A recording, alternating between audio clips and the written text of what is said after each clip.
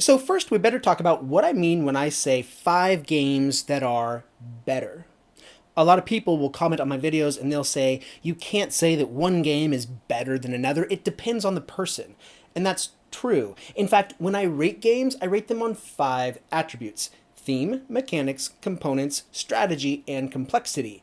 And when I rate those attributes, it isn't always the case that having a higher score in one attribute makes a game better. For example, consider complexity. Some people really enjoy games that are complex and have lots of rules and lots of factors to consider when making decisions, whereas other people want something that's a lot less difficult to learn and easier and more relaxing to play. So, depending on that person, they might like a more complex game, a higher score, or lower score. Either one could be better. If this is something you'd like to explore more, as a software developer, I've actually built a tool that will help you find your perfect board game formula. What it does is it allows you to choose from a collection of several games, arrange them in order of your own preference, and then using your preferences, it will tell you what attributes you appreciate most of all, which things you should avoid, and give you a personalized list of games that are a match for you. So you can find that on theperfectboardgame.com, and of course I will also leave a link in the description. So if I'm going to make a list of 5 games that are better than Wingspan, well, what exactly do I mean by that? What I've done is I've looked at Wingspan and I've identified a few characteristics that I and some other people think could make the game a little bit better, and then I've looked for that in other games. That's primarily what I'll be talking about in this video, but that's not all. There is one more thing that can make a game better. And that all comes down to deciding which game to buy. See, I enjoy a lot of games, but when I go out to buy games for myself, I get most excited when I find something that my friends don't have, or a game that they have never heard of before. Going out and buying copies of games that my friends have isn't a great use of my resources, because if I want to play that game, well, I can go play it with my friends. And in this case, Wingspan is a very popular game that a lot of people, maybe not you, but a lot of people already own. Wouldn't it be nice to find a new or lesser known game that is as satisfying as Wingspan, but maybe something new to bring to the table? So I have games on this list that satisfy both of those criteria. Some of them, which I would argue do something better, and then others that are simply games that are very similar to Wingspan but are new or lesser known. Now, all of the games on this list, however, do have gameplay characteristics in common with Wingspan, as well as something thematically in common with Wingspan. So all of these games are very beautiful pieces for the table. They have excellent components and artwork, as so many people rave about when they open up the box of Wingspan components.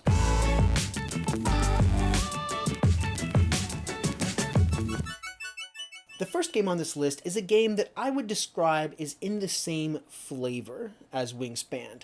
We're talking about a game that has a natural theme, beautiful artwork, and has a nice, easygoing flow to it that is complex enough to keep things interesting, but not too involved to be overly heavy. It's called Trailblazer: The John Muir Trail. In Trailblazer, players are going to be advancing along the John Muir Trail, collecting observations and achievements as they move along. It's essentially a worker placement game where they'll be drafting cards and adding it to a tableau, as well as gaining patches for their achievements that they'll put on their backpack.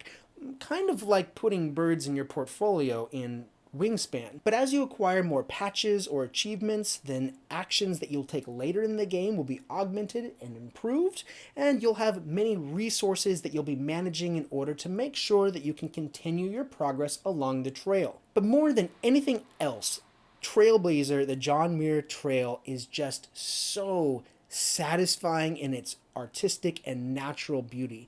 The artwork in this game is just gorgeous, and it creates very much the same impression that a player gets when they're playing Wingspan. And that's why I put that on this list, along with the fact that it's also brand new. So if you want to take a look at that, of course, there are links in the description. The next game falls into a category that I very seldom cover. In fact, this is the first time I've ever recommended a game like this. It is a print and play game, meaning that you can download it right now, print it out, and start playing today. I got a little excited about it, so I ordered my print, and it was done by a card printing company. But the game is called Birdscaping, and it's only 18 cards. This is actually a micro version of Wingspan, and it's designed by Joe Clipfell, who does micro versions of a lot of popular games. But this one, like Wingspan, has cards with birds on them, and all of the birds have their own effect, and they have a food cost, just like in Wingspan. In fact, when you attract birds, what you're doing is you're attracting birds into your backyard, so you're birdscaping. When you attract them and you put them in your yard, you're putting them in 3 rows. Very much like Wingspan.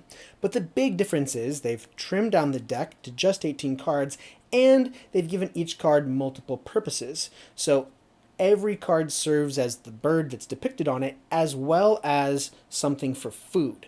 So as you're holding your hand of cards, you can either add a card to your tableau, or you can discard a card to use the food that's depicted on it. So once you discard cards for food, they go in the discard pile, and after you've played the first round, you rotate the deck and you play the second round by taking the discard pile, shuffling it, and it becomes the draw pile again. So you actually just go through the draw pile 4 times. As you go through the pile and you keep adding more and more cards to your tableau, you gain enough power on your tableau that eventually you don't have to spend so many cards from your hand. That's kind of the fun. This is a really elegant adaptation of a portable version of Wingspan, and I had to cover it, even though it, clearly it's designed in the style of Wingspan, so it lacks originality in that regard, but the way that they were able, or the way that he was able to make a micro version with such streamlined mechanics really impressed me, so I wanted to share that. The game Birdscaping, with a link in the description that you can use to download and print. The next game is a new game. It came out in 2021 and it's gaining some traction. I'm seeing it in more places these days, but it's still something that I've got to let you know about if you haven't tried it out already. It's the game Meadow, and I have it on my shelf. So Meadow is a game that I'll be honest, I judge this box by its cover. I am not impressed by the cover art here at all.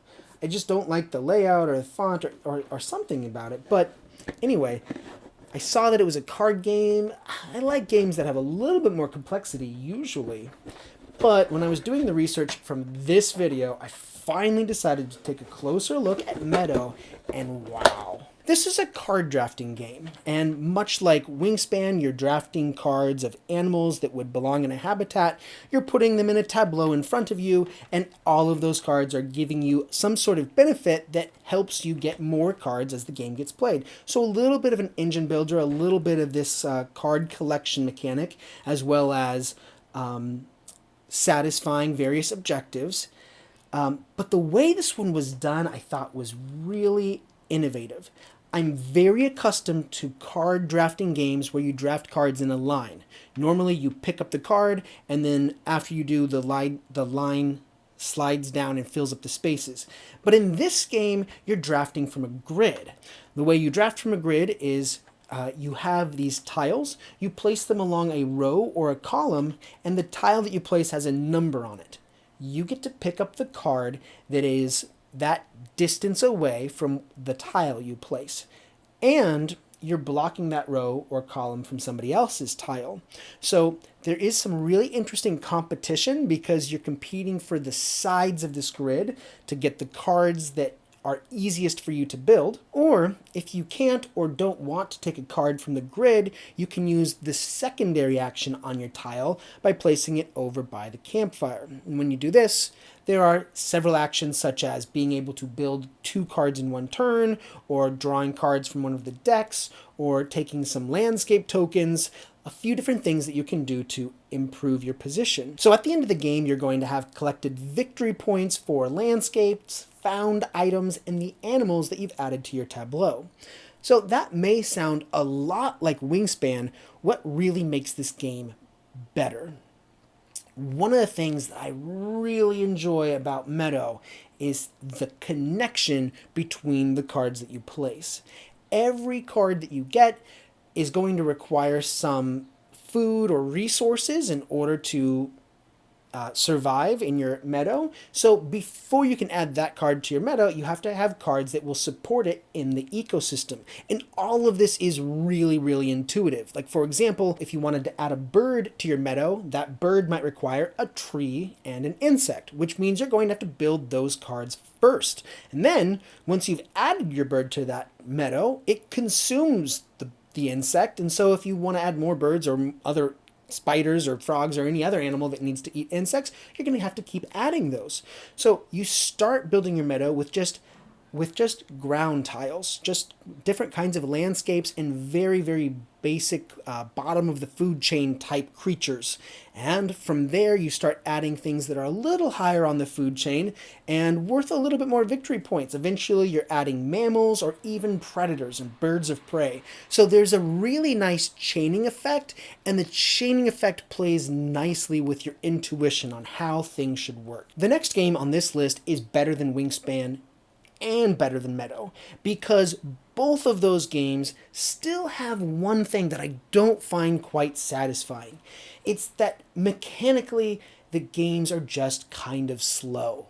You spend a lot of time waiting for your turn as you play these games, and there's not enough player-to-player interaction to make waiting for your turn extremely exciting. Now, I've played Meadow several times with my family, and we've really enjoyed it, but man, I really like something that keeps me engaged more even when it's not my turn.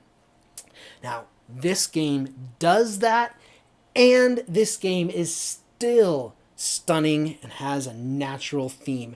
It's also brand new. In fact, I haven't got my hands on it yet, but you can play it online or you can try it out on Tabletopia, so I'll put some links in the description. You can also pre-order this game. The game is called Earth, and I have some footage that I took from playing it online, which I'll show you. But in Earth, it's another tableau building game, right? The objective of the game basically is to get more cards to get victory points and satisfy objectives, just like these other games we've been talking about. But here's really what sets it apart.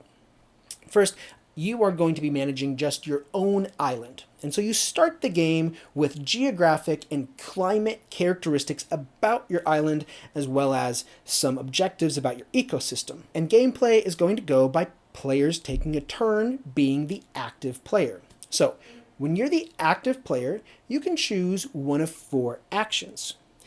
Each of these actions has a different color, and it has 2 effects.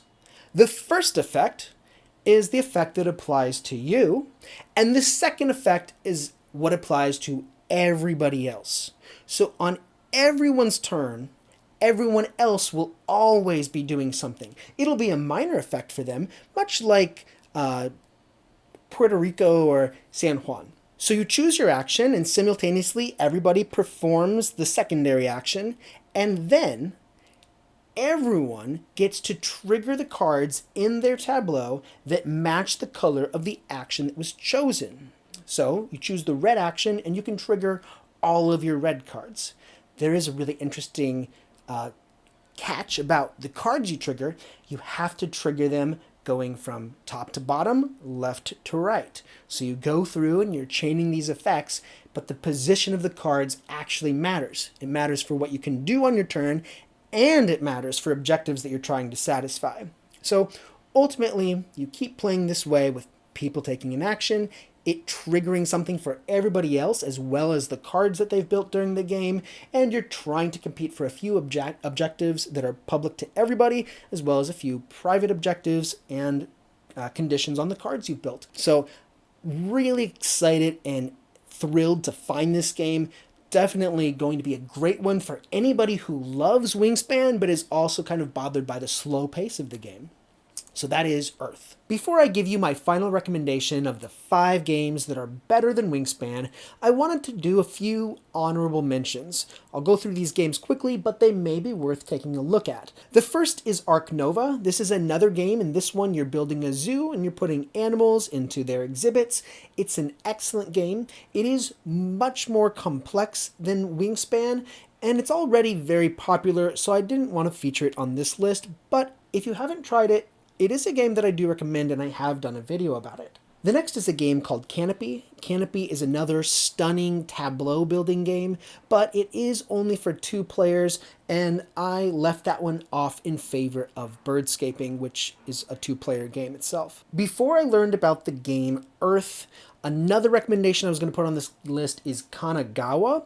Kanagawa is a game where you are an artist learning skills, and you use those skills to paint different parts of a mural that you're working on for victory points. So on your turn, you're drafting cards either for the skill they give you, or you're using the skills you've collected so far to paint that into your mural.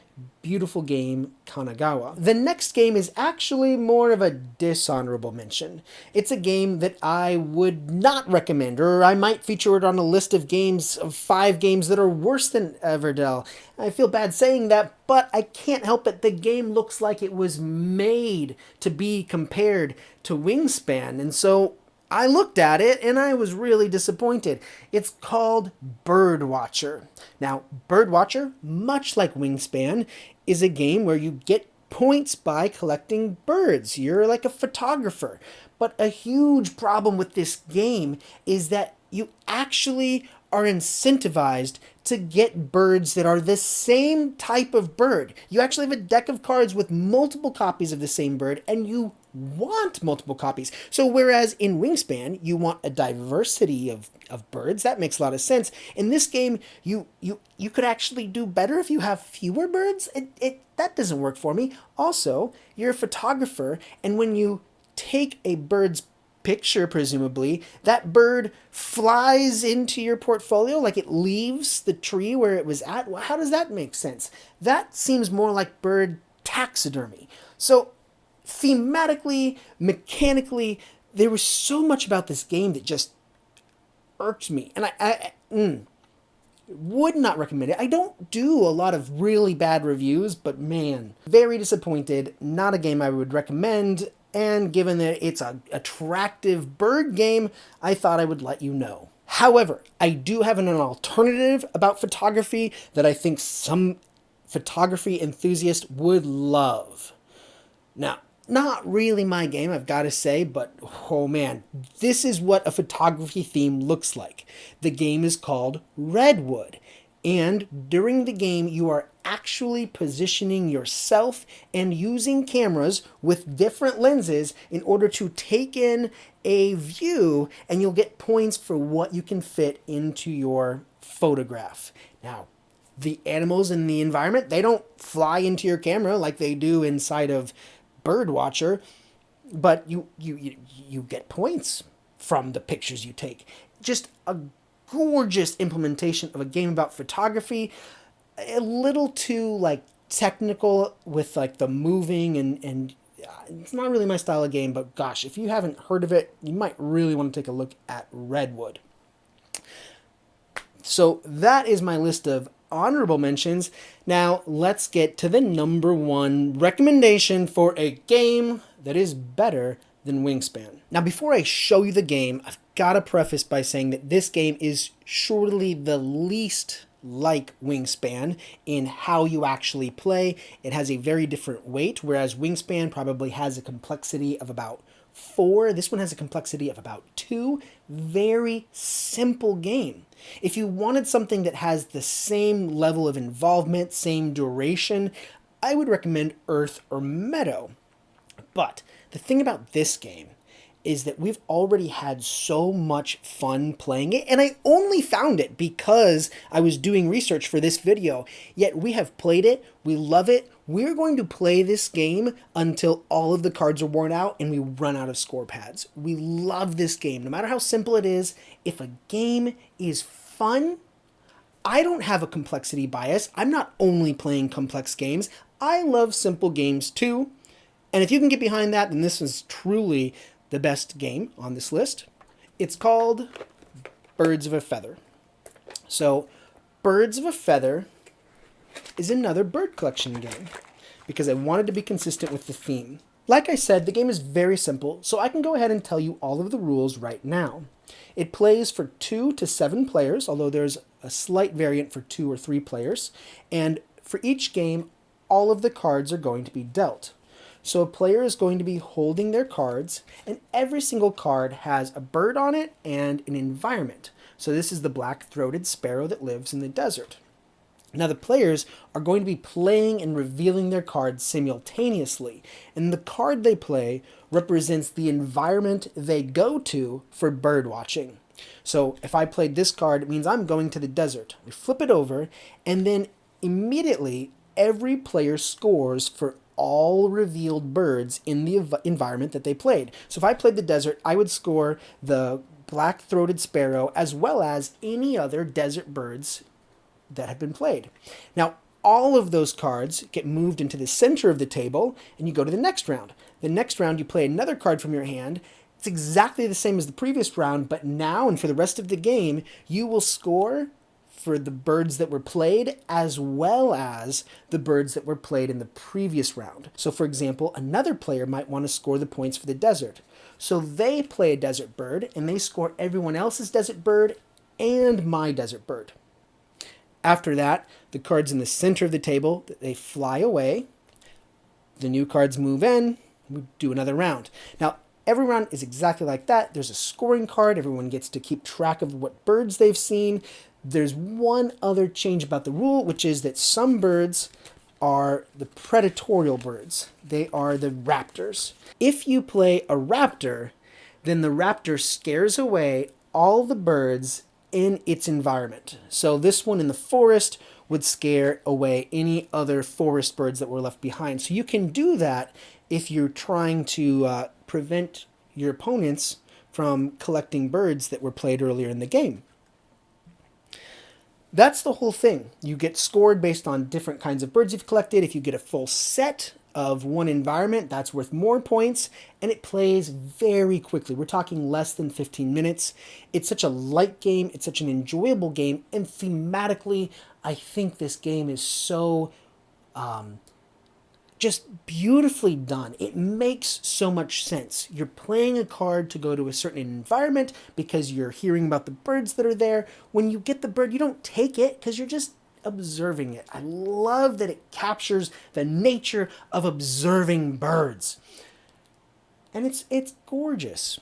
It's probably a game that some people, they want something a little bit heavier. And if you're looking for heavier games, I give you plenty of options. This is a great kind of like play a quick game before dinner or play a nice game after you've played a longer game. I really enjoyed it.